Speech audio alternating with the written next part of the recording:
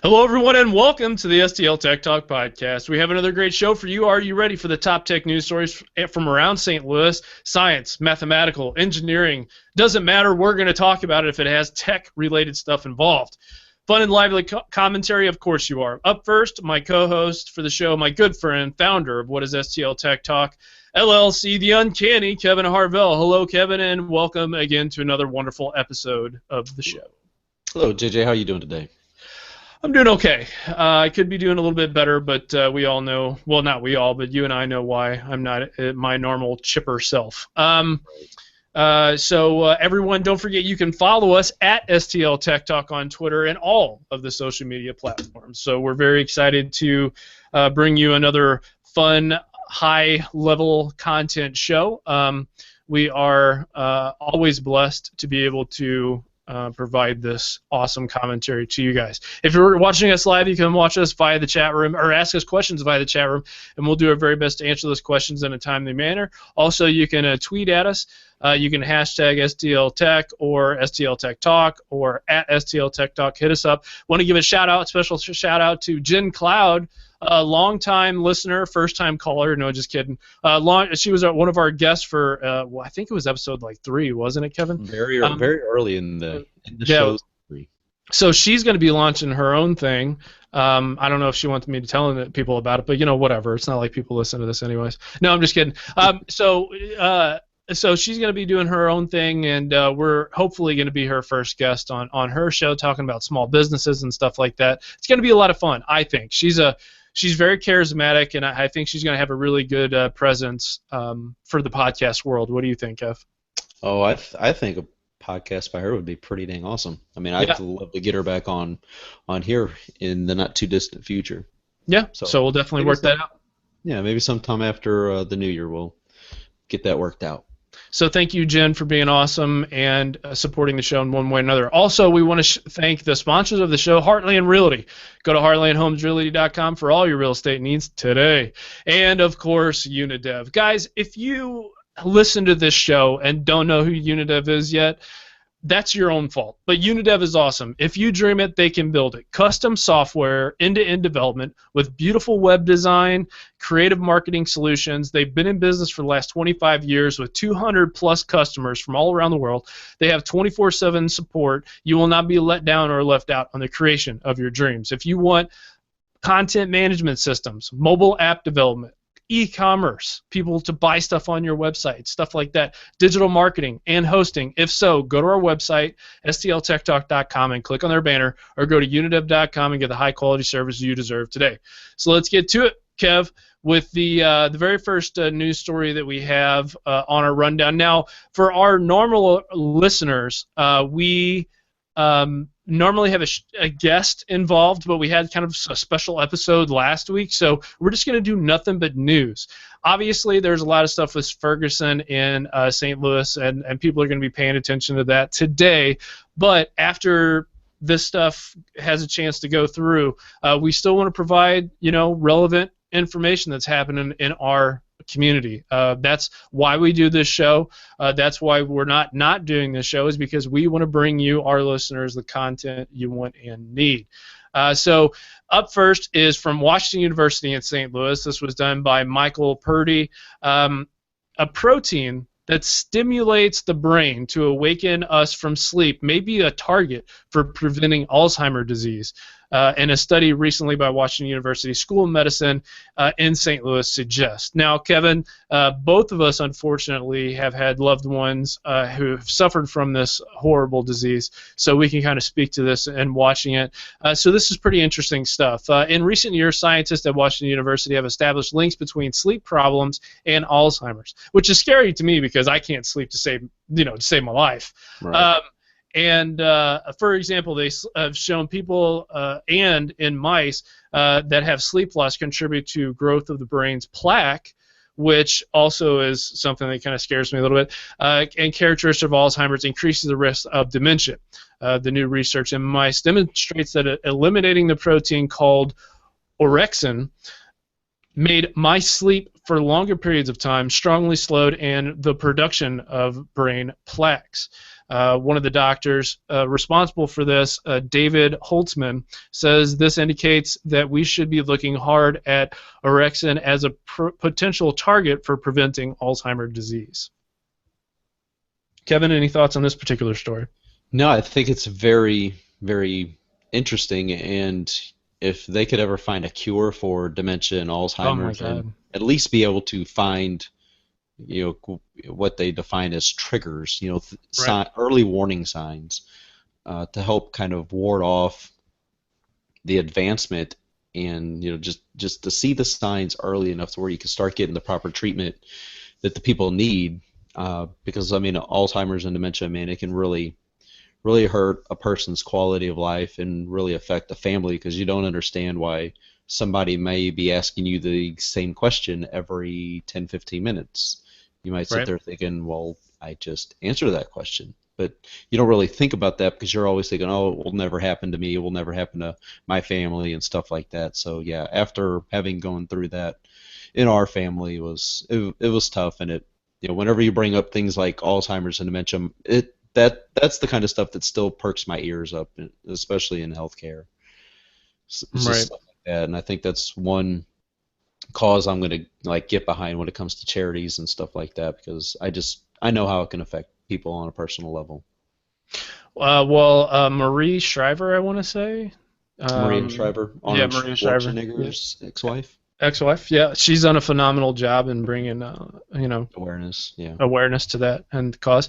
But we should talk about orexin. It is made by cells in the brain's hypothalamus to stimulate wakefulness. So this is interesting to me because, let's see, melatonin. Have you ever taken melatonin for sleep?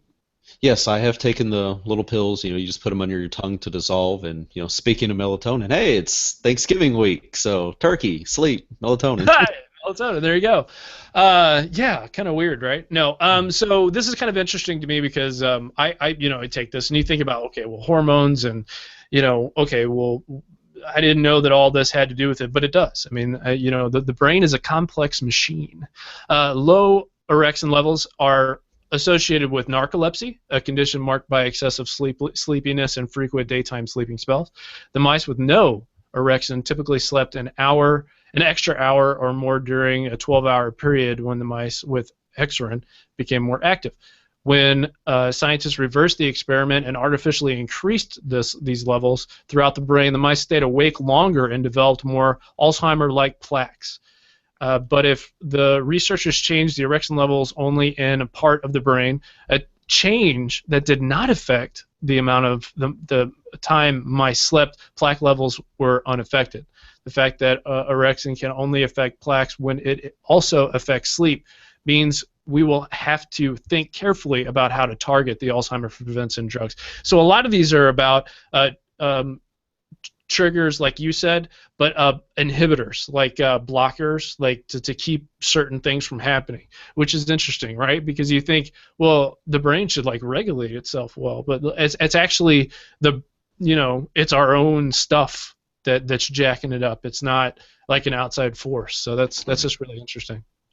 And it also makes me think, with the Microsoft Band, how that can help you track your sleep habits. Yeah. That's another reason why wearable devices are so necessary. People kind of shrug them off as something that they don't feel that they need. They're not going to go out and run marathons and stuff like that. But there's other little functions that these devices can take care of. And having all that information, if you really follow it and take it serious, and you can document it in electronically in health apps and things like that, so you can get to your doctor. Your doctor can look at that and can possibly also help ward off issues. Those early warning signs. Absolutely. And we were, you remember, Kevin, when we were at our last Windows Phone meetup group here in St. Louis? If you want to be involved in that, go to STL Windows Phone group on Facebook, or just hit us up on Facebook, Kevin or I, JJ Hammond, Kevin Harvell.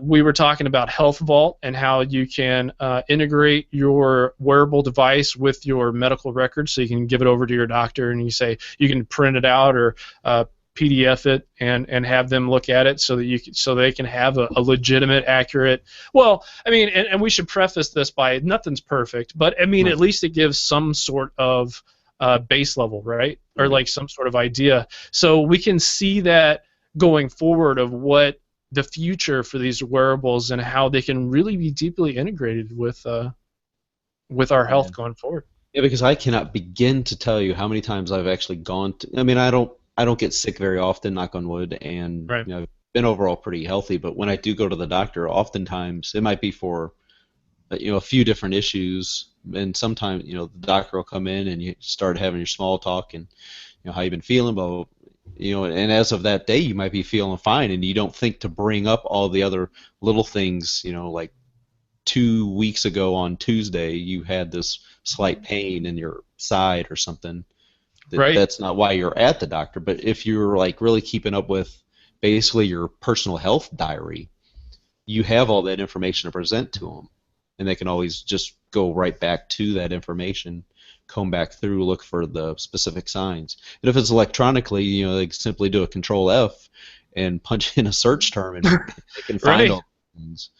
So this is cool, right? So you can just say, "How you feeling?" "Well, doc, let's go to the board." You can essentially just let me hand tell it you, over. Pull up your tablet or something. Well, and I tell my wife all the time, and she probably gets tired of it, but she has had surgeries and stuff, and I don't want to give out too much personal information, but I'm always like, you need a journal, you need a health journal. Every human being needs a freaking health journal. Right. They really do, because when you look back, you're like, oh my gosh, like this is what I ate, and you think, maybe that's tedious, but think about this for a second. If you're one of the biggest problems in our society is that overeating or non-accountability. So if you have to be personally accountable for your actions insofar as like when you're putting in like your daily diet, like you don't have to have a problem to want to track all this stuff. I mean, but just think about it. If you had to be personally responsible for putting in that information, that is going to make you think twice, because you're like, oh, today will be the day that I let myself kind of binge, right? Like I have like some ice cream or some steak or bacon, Kevin, and stuff like that. And then you realize that you gave yourself those passes like 2 or 3 times a week rather than just the one time. You see what I'm saying? And it really keeps you accountable for that stuff. So if you have like a health journal, we can talk about, having these health journals in these ways that it's like, sorry, you can lie to me all you want to, but data's data. You know what I'm saying? This is the reality of the situation. So I won't beat a dead horse, but integrate that stuff with your life. And I think once the Apple Watch comes out, we're not like, it'll be mass market. Right now it's just us geeks talking about this stuff, but I think mass market's going to be really, really neat to see the different applications that are going to come out, right? Yeah. Like, you hit your sleep goal. Congratulations. You slept too much. You didn't sleep enough. You know what I'm saying? Right. Yeah, so, the one thing like with diaries, like I mentioned, I kind of wish, as a child I would have started writing a diary, but you always associated writing diaries with girls. Girls like were a chick thing, yeah. Yeah, but without personal diaries, I mean, just think of the information that we would not have on like our forefathers and people like John Adams, George, all these people that all they did was write. That's what they had to do. They sat down and wrote all their stuff, letters, and we still have all that information today, so we can learn the history of mankind to a point, whether or not it's all true or not. You just have to roll the dice and hope for the best. But a lot of people watch Avatar, the movie Avatar. Where the guy goes in every day and has to like do the video log or whatever from his experiences. I do that, right? So at the end of the day or whatever, I'm like, all right, so here's what I got going on, or here's what's happened. I suggest people do that. It's weird, but it's this thing where you talk it out and you're like, okay, I'm a little bit more accountable for myself. Like, yeah, I mean that's the way to do it instead of handwriting or spending the time to type. If you're not into that, and you're just like, I don't want to type anymore, I don't want to write anymore, because let's be honest, I mean, a lot of our jobs now involve a keyboard or involve us writing stuff throughout the day, or our penmanship gets really crappy, or when you're writing something or typing something, it doesn't come out the way you want it to. So you can sit there and whatever. Yeah, get the tone and mood of it all. Yeah, you can get so much into it. It's really cool. So I just suggest everybody do that. And now that Microsoft allows. So. Yeah, it really does. It only takes a couple minutes. And now that Microsoft offers for Office 365 subscribers unlimited storage, you might as well, Yeah, store all those video files. Yeah, but yeah, and be candid. Who cares? Anyways, next up, this caught my attention not just because of the mental aspect of it, because we recently, I don't know if people have been paying attention to news about the Sandy Hook school shooter, Adam Lanza, but there was several opportunities for his school, his family, and his community to not let what happened happen. One of those things was autism, where he fell on the spectrum, is what they call it.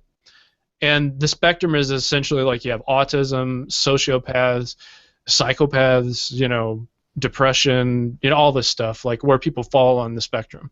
Mm-hmm. Unfortunately, he fell on a bad part of it, but his access to weaponry, his access to non-preventative care and all this other kind of stuff was really interesting. So this caught my eye. Another Washington University study: depression and overwhelming guilt in preschool years are linked to brain changes. In school-age children, are previously diagnosed with depression as preschoolers. A key brain region involved in emotion is smaller than in their peers who have not been depressed. Scientists have shown this.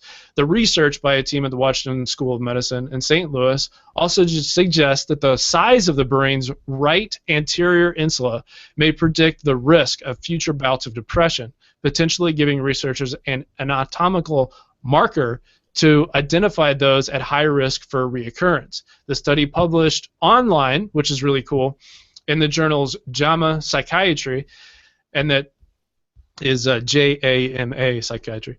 There is one insula on each side of the brain, and they are thought to be involved in emotional, perception, and self-awareness and cognitive function. The insula also is smaller in depressed adults compared to those of their peers who are not depressed.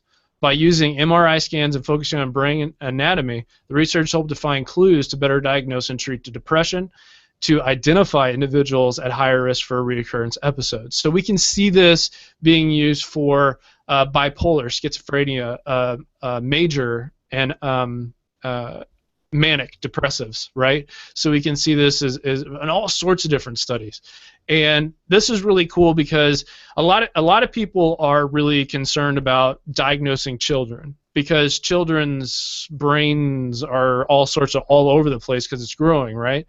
So, but my thought is why not at least have that be not a way for insurance companies to go, oh, well, this person's crazy, that means I don't have to insure them as they grow up, but let's use that as a way to prevent suffering, right? Because depression is a disease, right? And we need to treat that disease. So what are your thoughts on that one? Well, my thoughts are that it's cheaper to do, okay, maybe it's not cheaper, but to do like a brain scan or something like that, just to kind of like see how things are going, as opposed to just random, just here, we'll just go throw some medicine. Little Johnny or little Jane, they're just, they're little wired. They got a little extra energy that most kids don't have.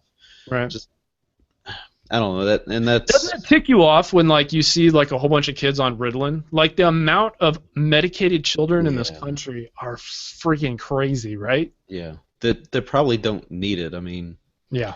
I mean, to my knowledge, growing up as a kid, yeah, we're hyper. We got a lot of energy, but did everybody need Ritalin?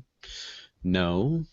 It's weird, right? It's like the moms and dads are all on Xanax, right? And then the kid is a normal kid, and they're like, "Oh, you're too much for me, you're too much for me, so I got to stick you on some drug to make you." It's just a case of not everybody needs to be a parent.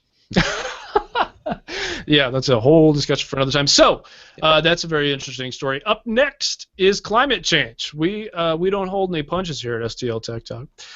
So what I want to talk a little bit about is the financial aspect of climate change. If you are a fan of political humor, some of the humor has been on how China, especially like Beijing and all that. So they're talking about, people can just deal with this, smog, and you see people walking around. Have you seen the designer face masks, like the things? Like they have like custom art on them, and I'm like, oh yeah, they go all out. I didn't know that was a thing. I didn't know it was a thing, but apparently it is. Apparently. You can't walk around in China, and this was the recent APEC summit. Melody Walker wrote up something on the Professor of Finance, contributes on commentary about the financial fallout from climate change in the new issue of Engineering Momentum. It's published by the WashU School of Engineering and Applied Science, so obviously we talk about that here. Thankor is his last name, and his first name is, I'm just going to say Anjan, or Anjan. Yeah, Thankor. There we go. Sounds good. Yeah, finds opportunities, and hey, look, all right, I'm the whitest of white, so I have a hard time with certain things. Find opportunities in dealing with the challenge of climate change. He writes, it will lead to an explosion of new technologies, change the way we farm and eat, and lead to the emergence of many innovative financial instruments that will provide a plethora of new investment opportunities and hedging/risk management opportunities for farmers and firms. So a couple of things I want to talk about here real quick. I swear to God, I'm paying attention, people, and I will tell you if I come across any cricket or insect wheat products. I was talking about this to Kevin once, and it was very brief, but I'm going to bring it up again. There was an article written on, I think, on The Verge, but it was essentially on how in the future we're all going to be eating bugs, like ground-up bugs. There's these cricket farms where they turn these ground-up bugs into a form of flour. That's what I was thinking of, the word I was thinking of. And this flour is so rich in nutrients and protein that it only makes sense to make stuff out of it. I'm not going to eat bugs, Kevin. I'm not going to do it. Well, you might already be. You just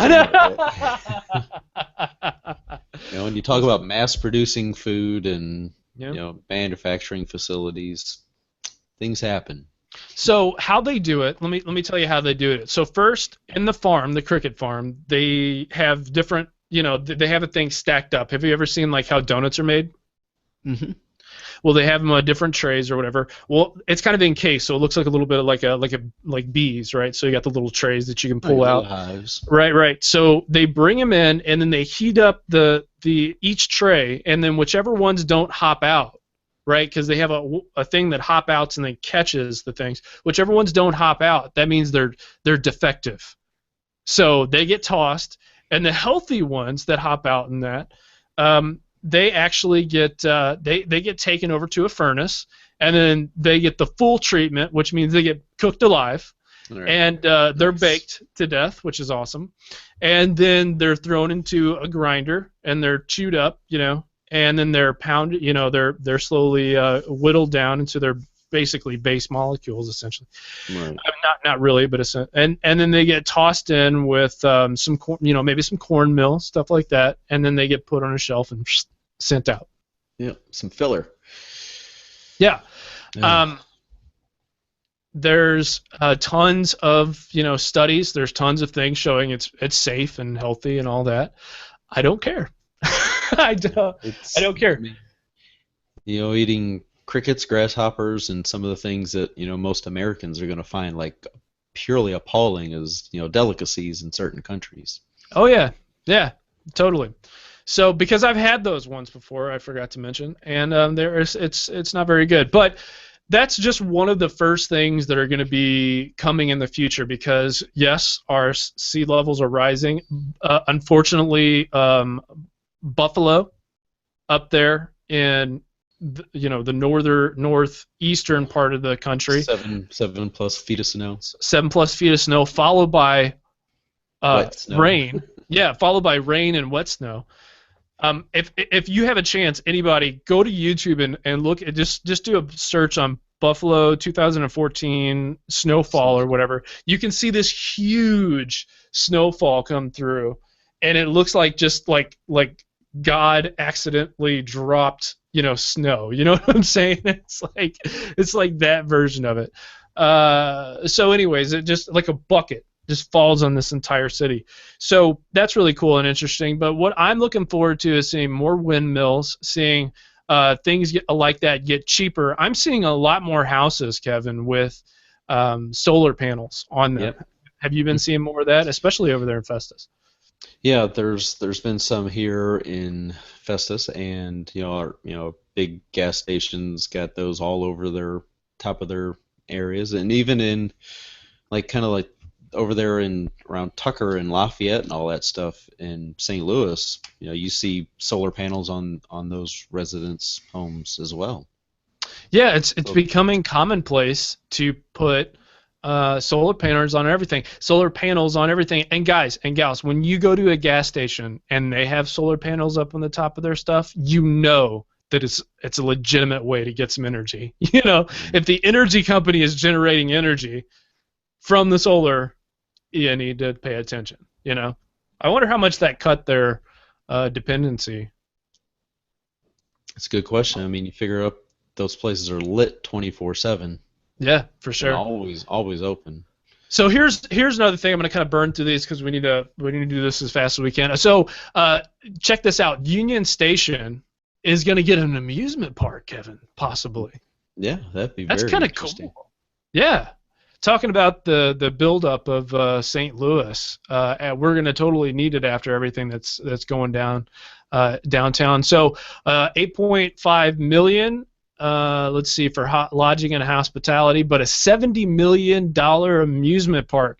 I bring this up because it has to do with engineering. This is going to be kind of a feat, because if you go to the link on our show notes for this, you're going to see how this is going to be a very interesting, very interesting on how they're going to try to accomplish this, because it's a small space, so you're going to have a lot of stuff you're going to have to work around. So I'm thinking Mall of America type thing going on, up by where Gus Emery lives type thing. Yeah. Or those indoor water parks and stuff like that, like up in Wisconsin Dells, for example. They squeeze a lot of stuff in a small footprint. You're like, whoa, this is just mad crazy. Yeah. And Union Station needs this, man, because it used to be it's a really cool place to look at, Yeah, it's so desolate. I mean, it used to be a hopping place, but there's not many places there. So you remember going there during Christmas time as a kid? Jeez. No, I never did.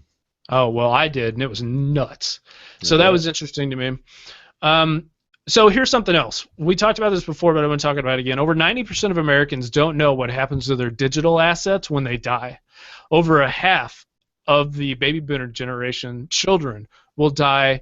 Well, duh. But children don't have a will at all. Can you believe that? Over half of the baby boomer generation doesn't even have a will, and they're like one of the biggest generations. Yet a complete will and digital estate plan is cheaper than a smartwatch and can be. I like this person who wrote this. Lisa Honey from the Biz Journal wrote this. I like that little tidbit of information. It's cheaper than a smartwatch. Come on. And effectively on your computer or smartwatch or tablet, you can do all this, and planning your demise is not the cheeriest of activities, but at least it's less time-consuming and less stressful than standing in lines at Black Friday. So put the Jollies thinking cap on and ponder these questions. Let's see, what's digital estate plan, and why do we need one? Let's see, what's the next one? Yeah, because just real quick, I mean, you can get a will done for, oftentimes under $100. So it's not like it's real expensive to get a will created, and it's better than having your property go to probate and having family having a fight over this, that, et cetera, et cetera.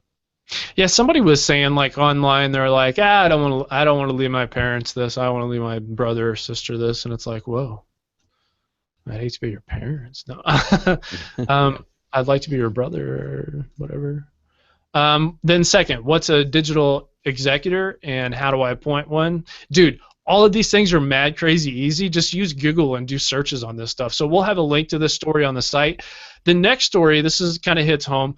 AB, which they had unfortunately a bad incident where a disgruntled employee went through and shot a whole bunch of people up. But the AB had layoffs that hit the IT department, which sucks. So for those people who are looking for jobs, we have sponsors for another show called Tech Systems. I suggest you go to techsystems.com. That's TEK systems.com/STL and then Louis. So St. Louis. They can hook you up with a job. I'm telling you. It's almost better than LinkedIn. Let me tell you. So that's really cool. Then the next thing I wanted to talk about was there was Mojing creates spin-off lab targeting personalized medicine. So we're going to see a lot more in the personalized medicine stuff just because of the wearables. People are going to be more and more involved in their own medical health. In fact, there's a $9 billion that's going to be spent within the next couple of years. And you know what was a crazy statistic when we had on last week when we were talking to Yolite was the $4.6 billion that people are going to spend in social media. How crazy was that, dude? Yeah, that's a lot. I mean, marketing and getting marketing done well is not cheap. You know, we've looked into pricing and stuff like that. We're just not at the point yet. What was $1,200 a month? It's like, what?